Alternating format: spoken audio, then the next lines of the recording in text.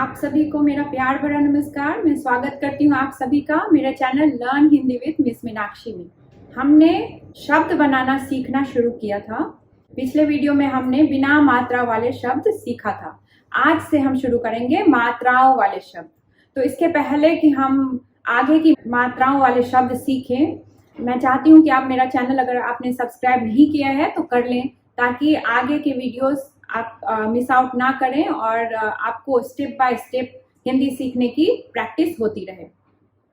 तो हम आगे बढ़ते हैं। आज का हमारा टॉपिक है आ की मात्रा वाले शब्द। आ की मात्रा वाले शब्द। जब हमने मात्राएं सीखी थी तो मैंने आपको समझाया था कि स्वर्ण वर्ण की जो मात्राएं लगती है उसमें उस जो भी मात्रा हम यूज करते हैं उसका साउंड व्यंजन वर्ण के साथ ऐड किया जाता है। तो आज के जो शब्द हम बनाने वाले हैं वो आ की मात्रा वाले शब्द हैं। तो हम क्या करेंगे, आ साउंड को जो भी व्यंजन वर्ण के हम शब्द बनाएंगे उसके साथ ऐड करेंगे।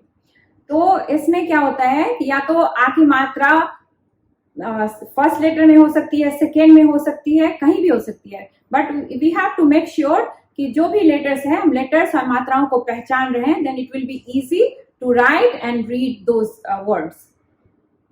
So let's start with some examples first. We are going to start with 2 letters word so that it will be easy for you to understand. मैं जो आपको शब्द समझाने वाली हूँ उसमें पहले लेटर पे आ की मात्रा होगी, ताकि it will be easier for you to read and understand. So let's see some examples. पहला वर्ड है क आ न। क आ न।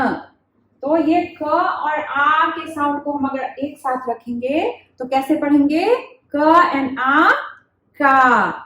और हमने सीखा था कि आ की मात्रा के लिए हम कौन सा साइन यूज करते हैं, खड़ी डंडी वाली साइन। तो we have to put the vertical line in front of letter क। तो हम इसको कैसे लिखेंगे, क, then we have to put one vertical line, और उसके बाद जो ये वाला लेटर है इसके साथ कोई भी मात्रा नहीं है तो हम इसको ऐसे ही लिख देंगे। तो ये हो जाएगा न। अब हम इसको कैसे पढ़ेंगे, क आ न, कान। कान। ओके। तो मैंने आपको पहले जब हम बिना मात्रा वाले शब्द सीख रहे थे तब मैंने आपको बताया था कि जब हम शब्द सीखते हैं तो हमें इस बात का ध्यान रखना चाहिए कि शब्द मीनिंगफुल होने चाहिए। तो शब्द बनाते हुए हमें ये चीजें ध्यान में रखनी होगी कि हम जो भी शब्द यूज कर रहे हैं वो मीनिंगफुल हो। अगर हम शब्द बनाते हुए उसके मीनिंग्स को भी जानना शुरू करेंगे तो हमारी वोकैबुलरी भी इम्प्रूव हो जाएगी। तो ये जो वर्ड हमने लिखा है कान, तो it must be meaningful, right. तो कान का मीनिंग होता है ईयर। ईयर, कान। जो हमारे बॉडी पार्ट्स में जो ये कान होता है इसको हम बोलते हैं ear in English and in Hindi कान। दूसरा एक और एग्जाम्पल लेते हैं जिसमें पहले लेटर के साथ आ की मात्रा आती है, श आ म। तो श के साथ आपको आ का साउंड जो है उसको ब्लेंड करना है। तो श के साथ जब हम आ के साउंड को ब्लेंड करेंगे तो कैसा साउंड आएगा, शा, राइट। तो we are going to write here श, and for a की मात्रा we need to put one vertical line. So sha and m, शाम। ओके। तो डेफिनेटली इसका भी कोई मीनिंग होगा, राइट। सो शाम का मतलब होता है इवनिंग। शाम का मतलब होता है इवनिंग। ओके। तो अभी हमने 2 एग्जांपल्स देखे जिसमें पहले लेटर में आ की मात्रा आती है। अब हम आगे बढ़ते हैं जिसमें दोनों लेटर्स में आ की मात्रा आती है, तो हम उसको कैसे पढ़ेंगे। There are few examples we are going to take. पहला वर्ड है द आ, द आ। ओके। तो यहाँ पे हम देख रहे हैं कि द के साथ भी आ का साउंड जोड़ना है और यहाँ पे दूसरे द के साथ भी आ का साउंड जोड़ना है। तो हमें दोनों द के साथ आ के साउंड को ब्लेंड करके उसको प्रोनाउंशिएट करना है। तो अगर हम द के साथ आ का साउंड ब्लेंड करते हैं तो कौन सा साउंड सुनाई देगा, दा, राइट। दा। मैंने बोला था कि जब हम त वर्ड त, थ, द, ध, न को प्रोनाउंशिएट करते हैं तो हमारे जो टंग है वो टीथ के मिड में आना चाहिए, मतलब your tongue should be touching the teeth. Okay, so दा. ओके, इट विल बी दादा. ओके, और इसका मीनिंग होता है ग्रैंडफादर. इन इंग्लिश ग्रैंडफादर मतलब your father's father also and your mother's father also, but in Hindi there are different words for both of them. So this dada meaning hota hai, dada ka meaning hai your paternal grandfather, means your father's father. Okay, और जो mother के father होते हैं maternal grandfather, उनके लिए word आता है नाना. उसमें भी न में आ की मात्रा आएगी, अगेन न में आ की मात्रा आएगी. अब हम एक और वर्ड का एग्जाम्पल देखते हैं जिसमें दोनों लेटर्स के साथ आ का साउंड ब्लेंड होता है. Okay, so the word is ख आ न आ.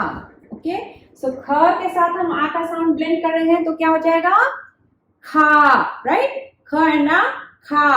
और न के साथ हम आ का साउंड ब्लेंड करेंगे तो क्या हमें सुनाई देगा ना. सो टुगेदर इट विल बी खाना. खाना. यहाँ पे जो हमने वर्ड यूज किया है खाना, उसका अगर हम नाउन फॉर्म में यूज करते हैं तो खाना का मतलब होता है फूड. तो और अगर हम उसको वर्ब के फॉर्म में यूज करते हैं तो खाना मतलब होता है ईटिंग. सो जब मैं आपको सेंटेंसेस बनाने सिखाऊंगी तब मैं आपको बताऊंगी कि कब आपको पता चलेगा जो खाना जो लिखा हुआ है वो वर्ब है या नाउन है. अभी मैं फिलहाल इसको नाउन के टर्म में ले रही हूं, तो खाना का मतलब क्या हो गया फूड. अब हम आगे चलते हैं, हम देखते हैं कि अगर आ की मात्रा मिड में आ रही है तो उसका साउंड कैसा होगा, या फिर लास्ट में आएगी तो उसका साउंड कैसा होगा. So we will take some examples and learn. Example देखते हैं जिसमें आ की मात्रा मिड में आती है. तो वो वर्ड है म, क में आ की मात्रा और न. म का न, मकान. क्या हो जाएगा मकान. मकान. मकान का मतलब होता है घर, मतलब बिल्डिंग. एक हाउस भी हम यूज करते हैं, but and this is house is for घर एंड दिस मकान is the building. You can use in the term of house also. मकान को हम घर के रूप में भी यूज कर सकते हैं. जैसे ये मेरा मकान है, मतलब ये मेरा घर. ठीक है, आगे बढ़ते हैं.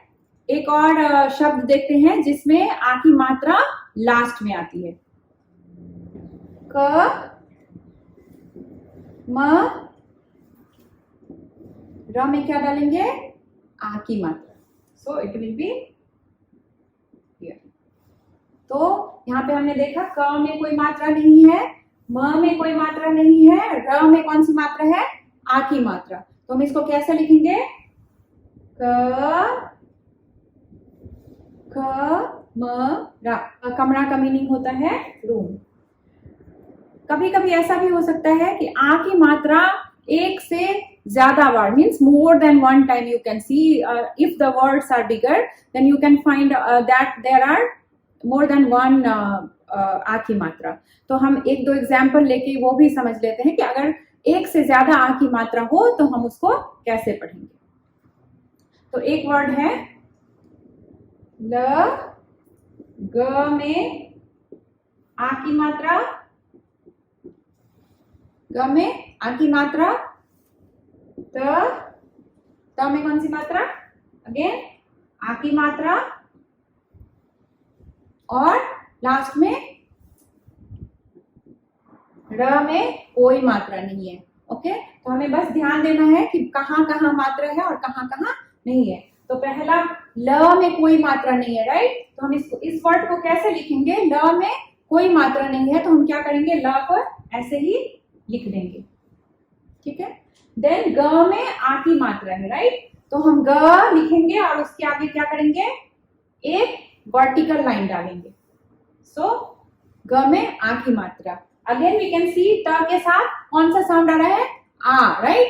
तो फिर हम त के साथ भी क्या करेंगे आ की मात्रा ऐड करेंगे. एंड द लास्ट लेटर र। र में फिर कोई मात्रा नहीं है तो हम इसको ऐसे ही लिखते हैं, लगातार, लगातार। ओके, कैसे पढ़ेंगे? लगातार, लगातार। ओके, इसका मतलब होता है कंटिन्यूअस, कंटिन्यूअस। एक और वर्ड देखते हैं जिसमें एक से अधिक बार आ की मात्रा आती है। सो वर्ड इज ब। ब में हम ऐड करेंगे आ की मात्रा, फिर ज, ज। Right now I have written that letter is ज। राइट, तो मैंने आपको डिफरेंस बताया था। अगर आपको अभी भी कोई डाउट हो और कोई कॉन्सेप्ट क्लियर ना हो तो आप पिछले वीडियो में जाके देख सकते हैं कि मैंने ज और ज में क्या डिफरेंस बताया है। तो अभी जो मैंने लिखा है वो ज है। इसको ज बनाने के लिए हमें क्या करना पड़ेगा? नीचे नुक्ता डालना पड़ेगा। नुक्ता मतलब डॉट। तो यहाँ पे हम एक डालेंगे डॉट, तो अब ये हो गया ज। राइट, सो ब में आ की मात्रा, ज में आ की मात्रा, and the last letter is raw. Again I told you the trick how to write, right? ब में आ की मात्रा लिखेंगे तो क्या आ जाएगा? ब आ की मात्रा, ज आ की मात्रा, and the last letter is raw without any मात्रा। इसको क्या पढ़ेंगे? बा जा र, बाजार। कभी कभी मैं सुनती हूँ लोग बाजार भी बोलते हैं। इट्स नॉट बाजार, इस बाजार। ये बाजार नहीं है, बाजार नहीं है, ये बाजार होता है। बाजार का मतलब होता है मार्केट। मैं उम्मीद करती हूँ कि आपको आ की मात्रा का कॉन्सेप्ट समझ में आ गया होगा और इसी तरह हम आगे बढ़ेंगे। नेक्स्ट वीडियो में मैं छोटी ई और बड़ी ई की मात्रा वाले शब्द बनाना सिखाऊंगी। आशा करती हूँ कि आपको मेरा वीडियो पसंद आया हो। अगर पसंद आया हो तो लाइक कीजिए, शेयर कीजिए, सब्सक्राइब कीजिए। धन्यवाद।